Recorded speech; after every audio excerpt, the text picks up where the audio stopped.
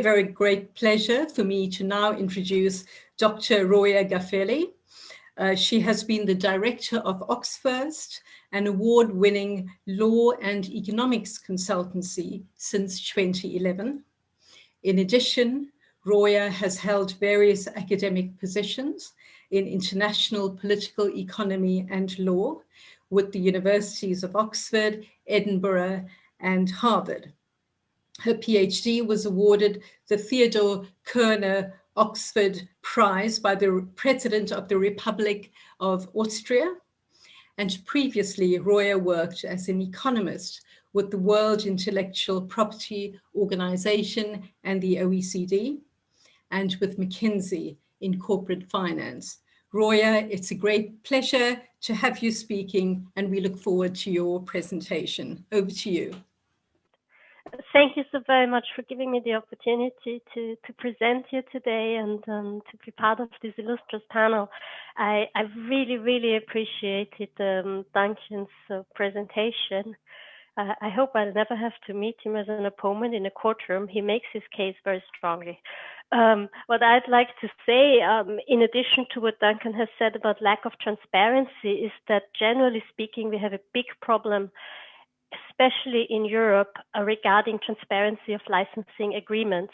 This is not only a problem that is coming up right now here, it is very difficult to understand the licensing landscape in Europe and also in the UK, because actually GDPR provisions in the European Union make it exceptionally difficult to access licensing transactions, meaning that if someone comes along with a licensing request towards you, you do not know if that request is justified or not, because it is very hard to get hands on comparable licensing agreements. This is a different situation to the United States and to Canada, where under the Securities Exchange Commission, the SEC in the US and their equivalent in Canada actually require that licensing transactions of significant commercial importance have to be disclosed for tax purposes. And you can actually go on the website of the SEC and find licensing transactions, something which for the European Union and the United Kingdom is currently seriously hampered. And it consists actually a systematic failure when it comes to helping understand where do we stand in markets for intellectual property, in licensing markets, in understanding what is a justified rate. We see very often in courts actually that a case is decided based on one single comparable because it wasn't possible to find more comparable rates. And we have even case law, for example, from the Netherlands, where the plaintiff won the case by simply saying, I allege I have 3 comparables, A, B, C, without disclosing any further who A, B, C was, who paid me that licensing rate, and the court said that's enough as information. So I think that the sensitive point that we are now encountering within the context of the COVID-19 crisis is a bit the tip of the iceberg. And I have made recommendations in my job as an expert to the European Commission already 7 years ago, asking for more transparency of licensing transactions. And I understand that there will be a new report issued now from the European Commission on licensing markets, which will equally repeat that point, that there's definitely a need to further disclose licensing agreements and to make that transparent within a European context as well, and not to lag behind our North American counterparts in that respect. I believe the issue is not just one of public health, but also one of actually fiscal losses, taxation issues, transparency, understanding where do we stand in licensing markets. So maybe that COVID-19 crisis can speed that a bit up to get more appetite from policymakers to do something about it. But now I wanted to actually move to my own talk. That was just a observation to Duncan's talk.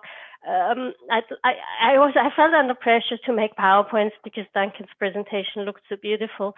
So can I somehow bring that up on my screen or share my screen? How do I do that? Share screen. Duck. No, can you see my presentation now? Can anyone give me a thumbs up? Well, I hope you can see my presentation. So, yes. Presentation. Can you see it? Yes, we can, but if you could go on to the slide, if possible, otherwise that's fine. Wait, like that? Yep, okay. Okay, good, thank you. So, yes, so I wanted to take a step back from Duncan's presentation, which is very specific on one licensing transaction, and look a bit at the bigger picture of where we stand on the intellectual property side and on finding strategies to actually enhance the effectiveness of research and assure access to research, and how a new thinking, a more creative thinking about IP can actually pave the way towards that way. So when I looked up at the current state of play, the IMF estimates the global costs of COVID at a decent $28 trillion in lost output. Clearly, it is a crisis like no other, with a completely uncertain recovery. We have the elephant in the room. I would tend to bet, without having made the cost estimates, that this cost of $28 trillion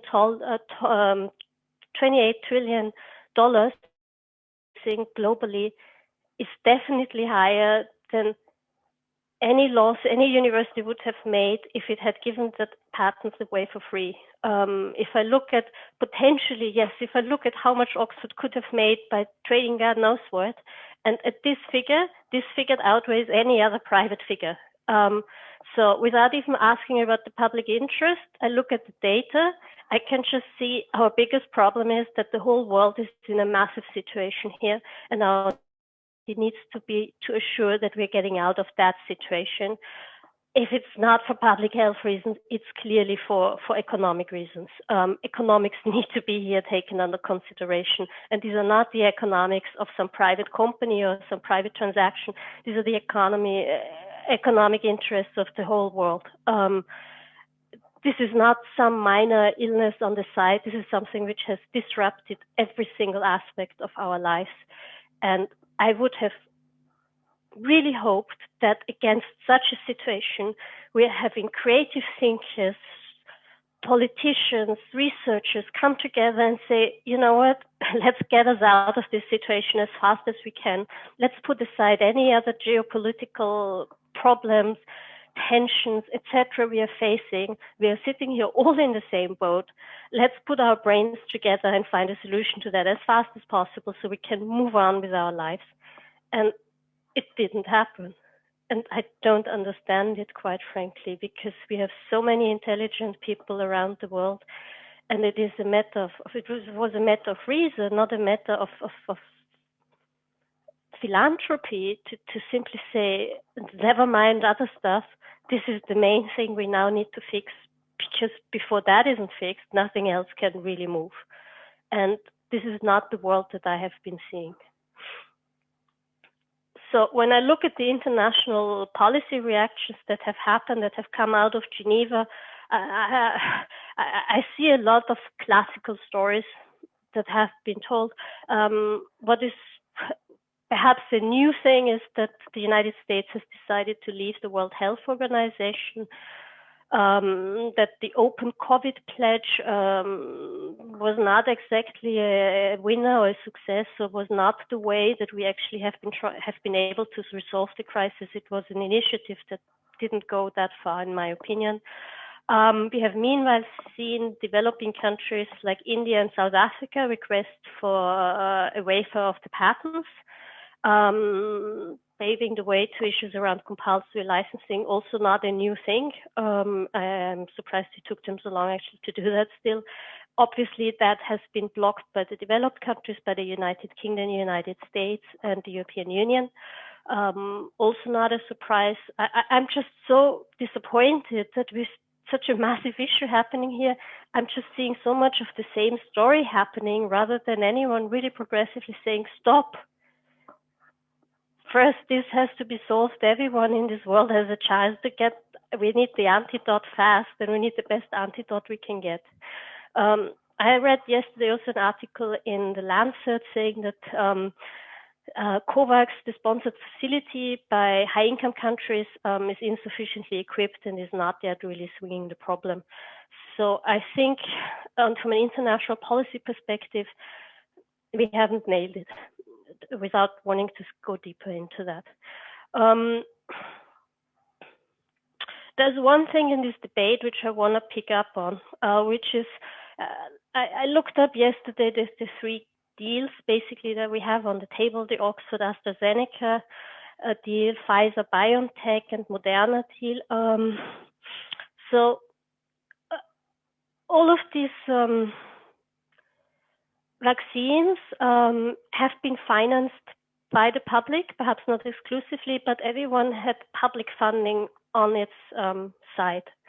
The BioNTech vaccine did get quite a bit of budget from the EIB, the European Investment Bank, even so based in Mainz. Interesting enough, there are two Turkish people who are actually founders of it. So again, showing that stark, sharp differentiation developing countries does not necessarily fly. But I'd just like to say that what does strike me is that again, it's a very simple equation to say, well, if something is financed publicly, it seems only natural to say that the return on investment should also be taking under consideration the fact that this was public funding. It seems to me quite incoherent to say that publicly funded research is being used for private returns through the means of a corporation who is then selling back again to the public with a very low profit margin, that research that was originally funded through public institutions. That somehow does not, if this were a private investor, that would never fly. No private investor would buy into such a deal. Clearly not. But it seems with this public funding, we seem to have a disconnect to assure really that the return on public investment actually stays or preserves the public needs. And I think this is one of the disconnects that would require most urgently and immediately a correction in course. And here, the way we think and handle the patent side can make a difference. It is not that we somehow structure that public-private partnership in some way and the patents are some sort of annex. The patents are at the core, at the gist of that public-private partnership. And the way we think about the patents gives us the way to be more creative, to have new ideas about what to do with in such situations. And I hope we can, with this talk and with other talks, maybe inspire people to go beyond sort of like the mainstream status quo and do as we have been doing for the last years, because we need to think in a creative way and find creative new solutions. So when I look at the patent, I think it's important to keep in mind that the patent in and by itself is a social contract. And for a limited period of time, a private property right is granted for genuine inventions that meet the criteria of an inventive step, of a genuine contribution to the state of the art, and so on. There's already the first little catch that an awful lot of patents are being granted without actually meeting these criteria and are actually being knocked out later on in their lives, while still potentially causing a lot of distress, which reflects an inherent flaw system, which we haven't been able to fix so far because it would be incredibly expensive to do so.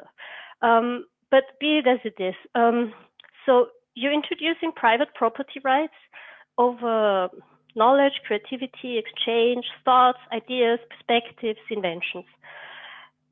The key argument here, and this is both a great opportunity and a great pitfall, is that you're introducing a market-based economy on that basis. So a market-based economy means it gives you a way to manage your IP. It gives way to strategy. gives way to considerations of how to achieve your goal in the most effective way.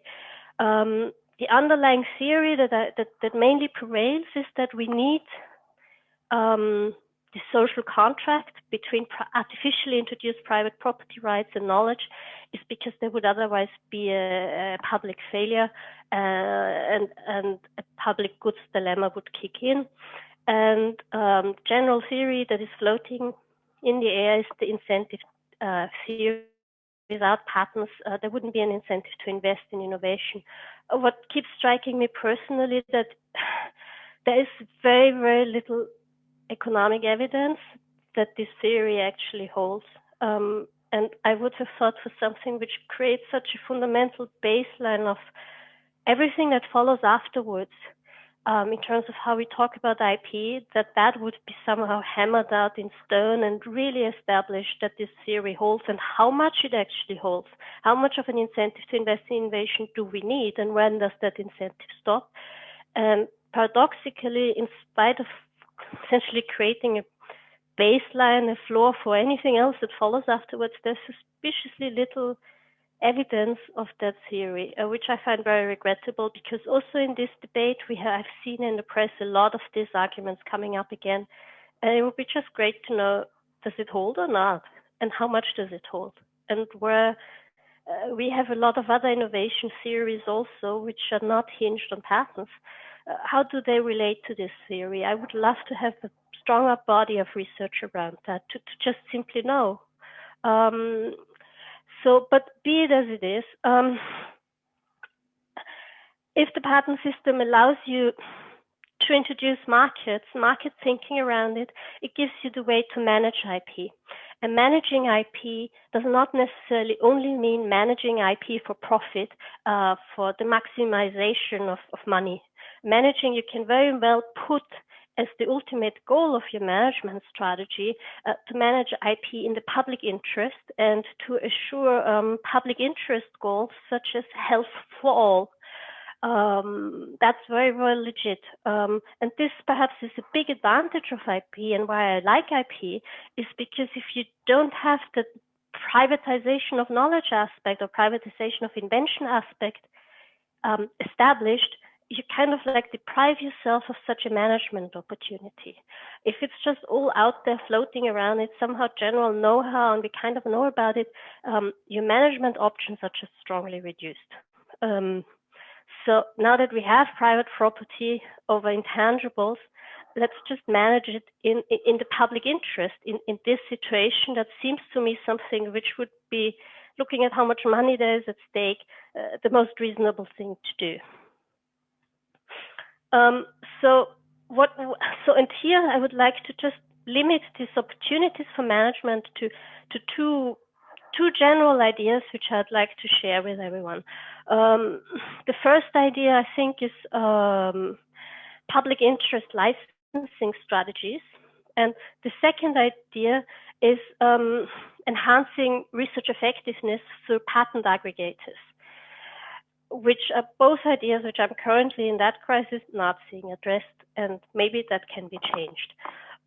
When I'm talking about licensing strategies in the public interest, that has as an inherent assumption essentially still a fairly conservative research strategy that underlies the generation of this intellectual property, which is essentially saying, well, you have a public research institution, you have a university. That university is populated with scholars who are basically passionate about their research, who love to spend their time discovering new questions that they ask themselves. And mainly they do that not to get patents, but to get a good time and to generate research publications. And that doesn't mean they're not economically thinking or acting, it just means that the economic incentives function indirectly by actually giving people the opportunity to enhance their career by putting more knowledge in the public domain through research publications. But it's not an uneconomic act. There is still some return on this whole activity. So if we're saying it's just this type of classical situation, you have the company with clearly commercial needs, otherwise it goes bankrupt, that needs to pick up the research from the university in order to bring it to market, because the university can't do it on its own. There can be ways of how one can structure such a licensing agreement to assure a smooth functioning of the public-private partnership for health and to assure the preservation of the public interest. This is not just like any other licensing deal where I'm just basically having two market players who try to just negotiate the rate and specific conditions of the license. This is something where a publicly sponsored institution interacts with an institution that has very different incentive structures and very different pressures and needs. So what I thought what could, for example, be done, obviously what Duncan already said, is non-exclusive licenses, and we have plenty of examples in this respect.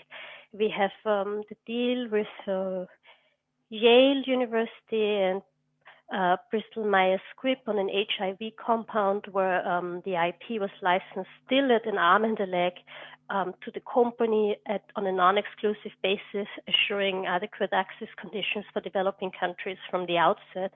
So there wasn't even a need to go back to compulsory licensing and TRIPS counseling, God knows what, everything, because from the very beginning, the university said, look, guys, that's our deal.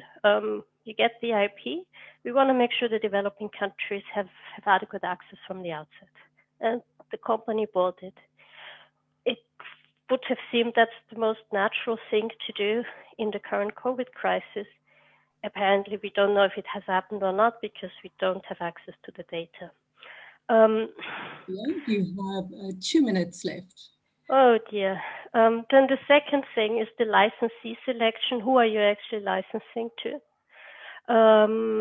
The third part, obviously, the rate. At what rate are you licensing? Again, without having transparency in the market, we don't know that. And assuring in that way, that's the first way to essentially assuring access to health, I think. The second part, which is less a developing country problem, but someone which concerns all of us, is the effectiveness of this research. I understand the Oxford AstraZeneca vaccine has a effectiveness of 65% or something, which is not great. And I think that, again, research effectiveness can be enhanced by playing patents in a smart way. We know from open innovation research that research effectiveness can be increased by actually sourcing in knowledge, ideas, and creativity from many different institutions, from people with many different cultural backgrounds, many different educational contexts, and bringing in the brains of the world to think about something. There's quite a big body of research that shows open innovation is a pretty smart strategy to enhance the effectiveness and the output of your research. Also, this type of approach has at its core, in my opinion, patents and a new way of thinking about patents, because the patents, they are not just the appendix, but they can be at the core of an open innovation strategy, because the patents being packaged pieces of knowledge, which is written down on a piece of paper, can easily be traded and help companies and universities to actually source in a lot of different knowledge. So translated to this context, what I would have been very excited about would have been if the tech transfer offices of these various universities had gotten together in the outset and aggregated their IP and actually spoken with each other and said, aha, guys, what on earth are you doing currently in Japan? This is what we are currently doing. Can we somehow put this IP together? This would have also resolved a problem that many universities have, is that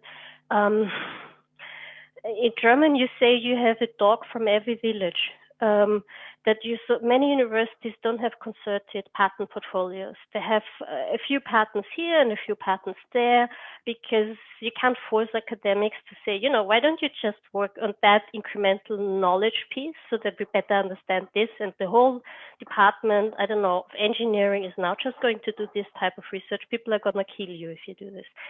Because you cannot do this to people in a university. You have some patents over there and some patents on this stuff, but it's not a concerted portfolio. If universities were to overcome that massive issue they have with their patents, they would basically start pulling the IP together from the outset. And I bet also in this COVID crisis would have enhanced the effectiveness of the research. I think I made it somehow quickly within the time frame. There's 10,000 other things I'd like to say, but what I think the gist of what really, really shocks me and why I'm just simply speechless is that we know there's so many different ways of how you can deal with patents and how you can handle them. And patents, this is all about innovation and creativity and research and new thoughts and intellectual capital. So why on earth, if we're having an institutional structure to put property rights over our intellectual output, why are we so incredibly unintellectual and uncreative in how we are handling this output? Why are we sticking to research and patent strategies which are just so retro? This is not a matter of wanting to do. If we're not going to do it, we're just going to sit next to you also still in our living rooms, being in self-isolation. Thank you.